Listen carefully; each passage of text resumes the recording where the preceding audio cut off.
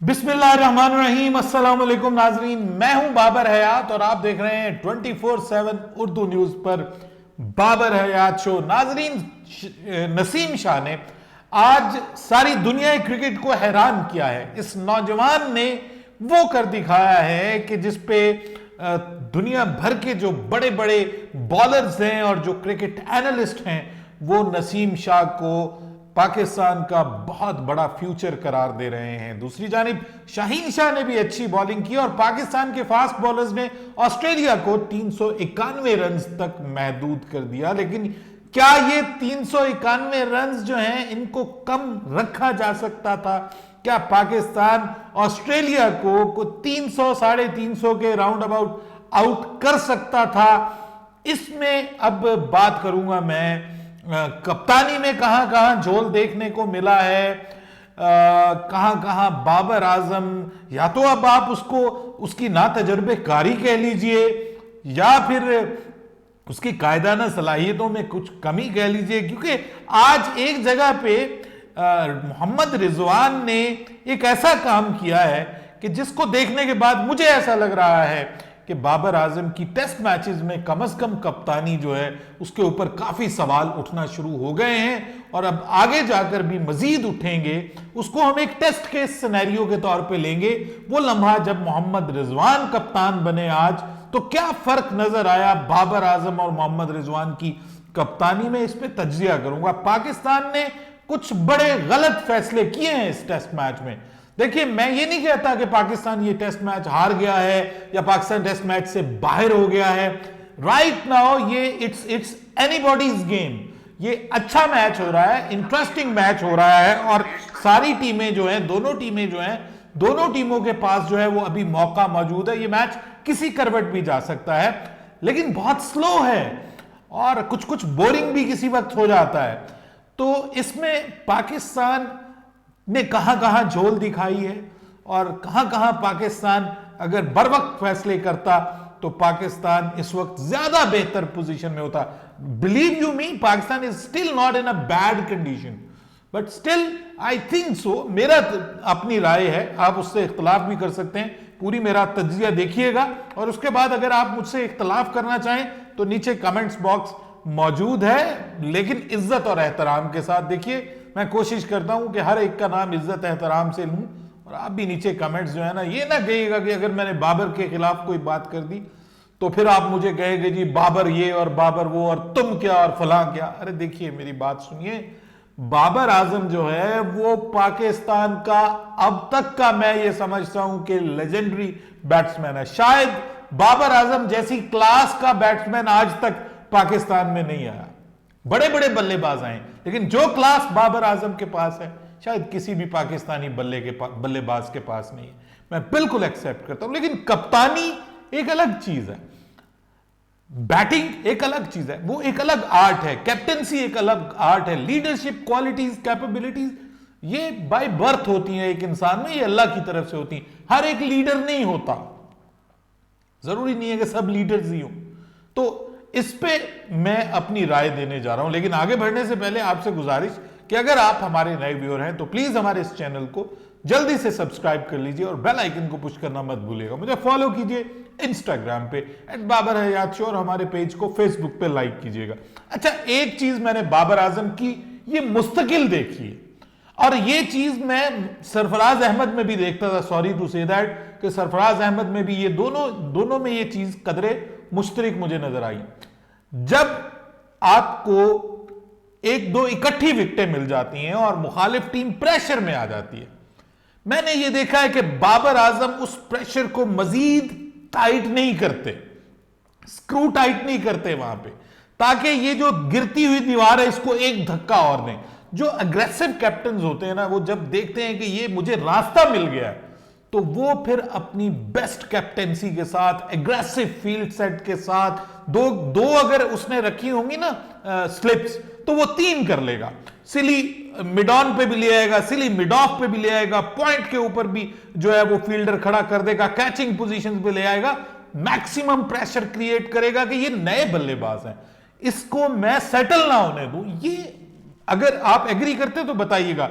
बाबर जो है वो थोड़ी देर कोशिश करता है और कुछ एक्स्ट्रा ऑर्डिनरी करता हुआ नजर नहीं आता। जब आपने 2 खिलाड़ी उनके आउट कर लिए थे तो आप और ज्यादा प्रेशर क्रिएट कर सकते थे। यही मैंने आज पूरे दिन में देखा है कि पाकिस्तान ने जो है, पहले मैं कल की बात करूं, मुझे मेरे दिमाग में नहीं रहा कल बात करना, कि जब Naseem Shah extra ordinary bowling कर रहा है और आधी टीम उसने जो है वो वापस भिजवा दी है, ऑस्ट्रेलिया के टॉप 5 बल्लेबाज वापस जा चुके हैं और जो ओवर वो कर रहा है, ऐसे लग रहा था उस वक्त कि हर बॉल के ऊपर कुछ ना कुछ होने जा रहा है, हर बॉल के ऊपर कोई ना कोई विकेट मिलने जा रही है। अच्छा, उस वक्त बॉल पुरानी हो चुकी थी और रिवर्स हो रही थी और Naseem Shah extra ordinary reverse कर रहा था। क्या कमाल की वो थोड़ी सी शॉर्ट ऑफ लेंथ वो बॉलिंग कर रहा था, बहुत ज्यादा फुल बॉलिंग नहीं उसने की, और जो उसने गुड लेंथ के ऊपर बॉल रखी है और उसके ऊपर उसने परेशान किया। और सबसे बड़ी बात कि कल की बॉलिंग में उसने 9 मेडन ओवर्स किए हैं। तो जब आपका बेस्ट बॉलर इस तरह की बॉलिंग कर रहा हो तो ये कौन सी लॉजिक है कि आप नई बॉल ले लें? अरे भाई, इतनी जबरदस्त स्विंग कर रही थी बॉल, रिवर्स स्विंग हो रही थी, उस वक्त जरूरी था कि आप शाहीन और इन दोनों के साथ पुरानी बॉल को इस्तेमाल करते। ज्यादा से ज्यादा 8-10 ओवर थे, वो आज के आप निकाल जाते। पुरानी बॉल कोई नीची रह जाती है, कोई थोड़ा रिवर्स हो जाती है तो मसला बन सकता था। नए दोनों बल्लेबाज खड़े थे, कैमरॉन और कैरी, तो वहां पर नई बॉल ले ली। यानी जो दो, वो कहते हैं ना, 1 birds in hand is better than 2 in the bush। तो जो आपके हाथ में था कि उस वक्त बॉल हिल रही थी, आपने उसको छोड़ के ये सोच के कि जो नई बॉल है मुमकिन है वो ज्यादा स्विंग करे और हम ज्यादा विकेटें ले लें, आपने वो भी अपने हाथ से गंवा दिया मौका। वहां पर उस बॉल को यूज करना चाहिए था, पुरानी बॉल को, और नसीम शाह को कंटिन्यू करना चाहिए था। फिर अब आ जाइए, आज के दिन आ जाए। आज भी पाकिस्तान ने स्टार्ट में वो प्रेशर क्रिएट नहीं किया, ना तो पाकिस्तान के बॉलर्स को मदद मिल रही थी, कल भी मदद मिलना बंद हो गई, बल्कि उस पर रन्स बनने शुरू हो गए। नई बॉल जब आती है तो या तो वो कुछ ना कुछ करती है, अगर वो सीम स्विंग ना हो रही हो तो फिर ऑब्वियसली उसके ऊपर जो है वो शॉट्स लगना आसान हो जाता है, क्योंकि हार्ड बॉल होती है, बल्ले के ऊपर आती है। जैसे जैसे बॉल पुरानी होती है, बल्ले के ऊपर आना वो मुश्किल हो जाती है। तो आज भी सेम वही सिचुएशन थी स्टार्ट में, लेकिन 11वें 12वें ओवर या 13वें ओवर में आई थिंक के शाहीन शाह अफरीदी के जो है वो बॉल रिवर्स करना शुरू हुई और 2-3 बॉलें जो है वो रिवर्स हो रही थी, और वहां पे नसीम शाह जो है उन्होंने अगला ओवर करवाना था और बाबर साहब ने जो है वो नसीम शाह को अगला ओवर नहीं दिया और वहां पे स्पिनर को ले आए। अब मेरी समझ से बालातर है कि जब आपको पता चल गया कि रिजवान को मुकम्मल आइडिया हो चुका था कि बॉल रिवर्स होनी शुरू हो गई है, क्योंकि 1-2 बॉलें जो हैं वो बिल्कुल जो पैड के करीब से जो है वो लेग की तरफ गई हैं और रिजवान को जो है डाइव करके उनको बॉलों को रोकना पड़ा है। तो वहां पे बाबर साहब ने क्या किया है जी, कि पहले तो दूसरी तरफ से जो है वो साजिद खान को ले आए, शायद नोमान को लेके आए या साजिद खान को, और दूसरी बार इधर से भी उन्होंने स्पिनर ले आए। मतलब ये बिल्कुल एक इलॉजिक सी हरकत है कि जब बॉल हिलना शुरू हो गई है तो भाई अभी आप स्क्रू टाइट करो, क्यों उनको ढील दे रहे हो? मौसूफ ने उनसे 5-5, 6-6 ओवर करवाने के बाद फिर जो है वो लेके आए हैं उसको अपने नसीम शाह को। तो नसीम शाह ने आज जो बॉलिंग की है ना जी, अगर नसीम शाह को बाबर आजम कल भी प्रॉपर इस्तेमाल करता तो मैं ये आपको लिख के दे सकता हूं कि पाकिस्तान 300 के राउंड अबाउट उनको आउट कर सकता था। और फर्क बताऊं आपको, देखिए आज भी जो कैमरॉन ग्रीन को नसीम शाह ने आउट किया है, वो बाबर आजम कुदरती तौर पर बाहर गया है और मोहम्मद रिजवान कप्तानी शुरू की। जैसे ही उसके हाथ में कप्तानी आई, आपने उसकी फुटेज निकाल के देखिए, मोहम्मद रिजवान फौरी तौर पर भागकर नसीम शाह के पास आया और नसीम शाह को उसने कुछ बताया और उसके साथ ही उसने फौरी तौर पर एक बड़ी ही अग्रेसिव किस्म की फील्ड सेट की और एक लेग स्लिप के ऊपर एक बंदे को खड़ा कर लिया, गली पे खड़ा कर लिया, सिली मिड ऑफ पे फील्डर लेके आया, क्लोजिंग फील्डर्स लेके आया, प्रेशर जनरेट किया और एक थोड़ा सा उसके दिमाग में यह भी डाला कि शायद ये शॉर्ट बॉल भी कर सकता है, यानी एक फील्डर शॉर्ट बॉल पोजीशन के लिए भी रखा, यानी ब्लफ किया। और देखिए कि 3 या 4 डिलीवरीज के बाद नसीम शाह ने कैमरॉन ग्रीन को जो है वो अच्छी खासे 70 ऑड्स के ऊपर 78 पे आई थिंक खेल रहा था, उसको आउट कर दिया। तो भाई ये डिफरेंस है। I am really sorry to say that Babar Azam जैसे ही बाद में वापस आया, बात फिर वही आगे चलनी शुरू हो गई। फिर वही जनाब एक स्लिप के ऊपर बंदा खड़ा हुआ है और जनाब बस बोले जा रहे हैं जी करते जाओ करते जाओ। और जनाब जो जो बॉलर है, जब उसके साथ आपकी कम्युनिकेशन ही नहीं है, बाबर आजम को आप बहुत कम देखेंगे कि वो किसी बॉलर के करीब आए और आकर उसको कम्युनिकेट करे, ऐसा होता हुआ नजर नहीं आता। मोहम्मद रिजवान बॉलर्स के पास आता है, उनके साथ बात करता है, उनको कम्युनिकेट करता है, उनके साथ राय शेयर करता है, उनको अपनी राय देता है। ये this is captaincy, this is leadership. Babar Azam एक जगह पे खड़ा है और देख रहा है और बस तालियां बजाए जा रहा है जनाब। और फिर दो बॉलर्स को लगा रहा है तो दोनों इन टेंडम बॉलिंग किए जा रहे हैं। एक तरफ भाई टिंडे साहब जो है हमारे और दूसरी तरफ बिंडे साहब, वो दोनों लगे होते हैं भाई नुमान और साजिद खान दोनों को लगा दिया। अब देखिए मुझे एक और प्रॉब्लम नजर आ रही है बाबर आजम में कि आज एक बार फिर जो है वो नाकाम हुआ है इमामुल हक। क्या प्रॉब्लम था कि आज आप शान मसूद को खिला देते? कौन सी क़यामत टूट पड़नी थी यार, कौन सा कोई मतलब मसला हो जाना था? अब आज आपने सारा दिन जो है वो हसन अली के साथ जो किया है कि अगर वो एक जगह पे नाकाम हो रहा है उसको फौरन हटा दिया, उसको फौरन हटा दिया। वहां पे अगर आप एक बार उसको और मौका देते, कम से कम उसका कॉन्फिडेंस शैटर ना होता। अब इसका कॉन्फिडेंस शैटर कर रहे हैं, उधर से उसको जो है वो पिछले टेस्ट मैच में वो नाकाम हुआ है। यहां पे आप ट्राई करें नए ओपनिंग पेयर के साथ, फ्यूचर को भी सामने रख के। इमामुल हक अनफिट हो जाता है तो आपको अचानक लेकर के आना पड़ता है। तजर्बे वाला लड़का है शान मसूद, बहुत इंप्रूव किया, नहीं खिलाया।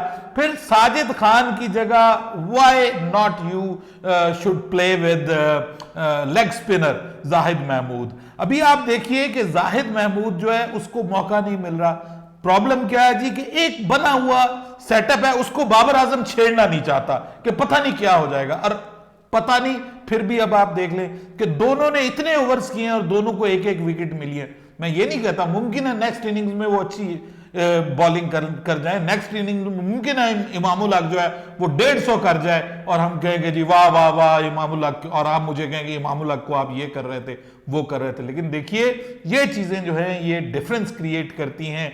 बाबर आजम को अपनी कप्तानी में एक एनर्जी लेके आने की जरूरत है, उसकी कप्तानी में वो एनर्जी नहीं है जो पाकिस्तान को बेहतर पोजीशन पे ला सकती थी। अगर बाबर आजम इस तरह के कुछ जो उसने फैसले किए हैं अगर वो ना करता और जो फैसले बर वक्त करने चाहिए थे वो करता, तो Pakistan could have been in a better position than right now. लेकिन उसके बावजूद मैं ये कहूंगा कि शाहीन ने भी अच्छी बॉलिंग की, बीच में उनको मार पड़ी है, लेकिन शाहीन का कंपैरिजन आप उसके साथ नसीम शाह के साथ नहीं कर सकते। नसीम शाह ने जो बॉलिंग की है अमेजिंग, एक्स्ट्रा ऑर्डिनरी।